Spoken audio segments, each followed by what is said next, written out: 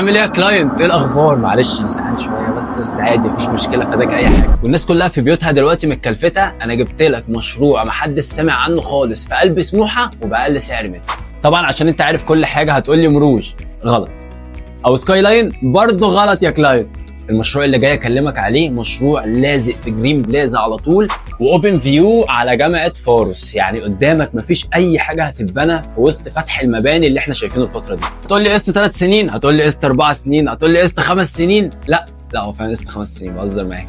وكمان سعر المتر بيبدا من 41,000 جنيه، وعندك كل الخدمات في الكومباوند. طبعا انا بتكلم في حته ارض لسه ما اتبنتش، لا دول عندهم استلام فوري وعندهم استلام خلال 2 سنين بس. مقدم 20%، ولو زودت الداون بيمنت بتاعك بتاخد اكسبشن. جامعه فاروس حواليك من كل حته، يعني انت لو على 4 زوايا او العمارات بتاعتك على 4 زوايا، في زاويتين فيهم جامعه فاروس، وفي شارع جنبك وشارع قدامك. يعني